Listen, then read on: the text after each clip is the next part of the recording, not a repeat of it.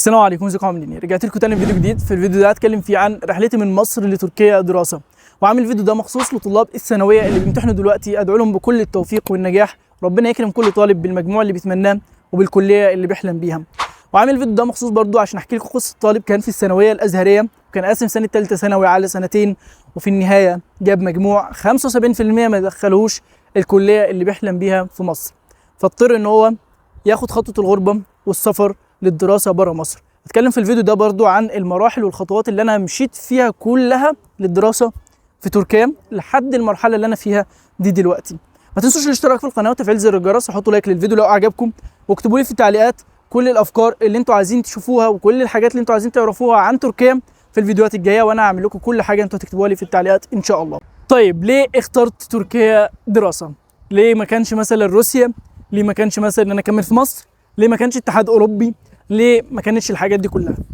السؤال ده مهم جدا، عشان كده انصحكم ان انتوا تكملوا اجابه السؤال ده للنهايه خالص لو بتفكروا فعلا تدرسوا في تركيا. اول سبب كان عندي وهو الاسعار، يعني ده كان سبب مهم جدا جدا بالنسبه لي، هو الاسعار.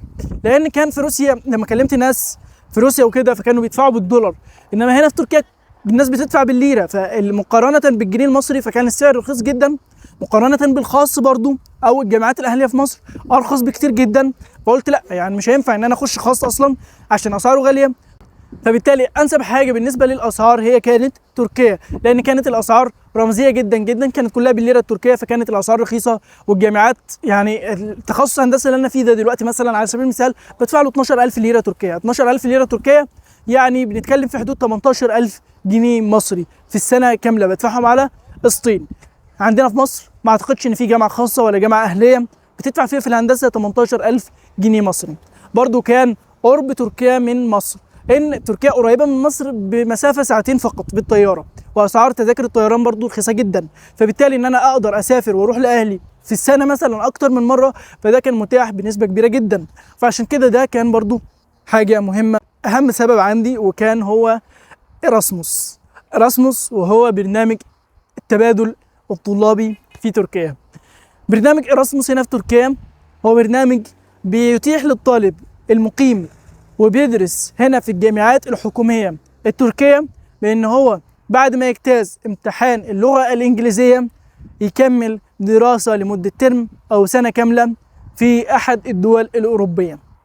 فده كان بالنسبة لي بصراحة يعني ميزة مهمة جدا جدا، خاصة ان انا كان عندي اصلا الانجليزي برضو الى حد ما كويس، وهم الاتراك اصلا حتى برضو عندهم الانجليزي الى حد ما مش كويس، فبالتالي نسبة قبول الطلاب الاجانب في البرنامج ده مرتفعة جدا. فقلت خلاص هي دي الفرصة عشان حتى انا ادرس مجانا وكمان اخد راتب من الدولة في اوروبا.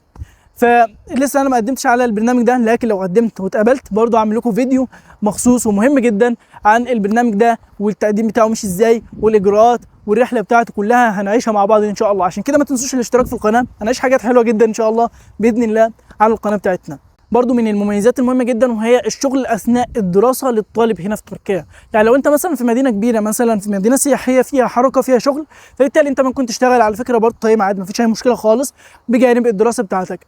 الرواتب كمان اللي بياخدها هنا بالنسبه للطالب مناسبه جدا جدا. يعني انا شايف الراتب اللي بياخده الطالب هنا باعتبار ان الطالب بيصرف على نفسه فقط ما بيصرفش على حد تاني، فبالتالي الراتب اللي بياخده هنا مناسب جدا، يقدر يوفر منه مصاريفه الدراسيه، ويقدر يوفر منه مصاريف السكن بتاعته، ويقدر يوفر منه مصاريف بعض الشهور من المعيشه بتاعته.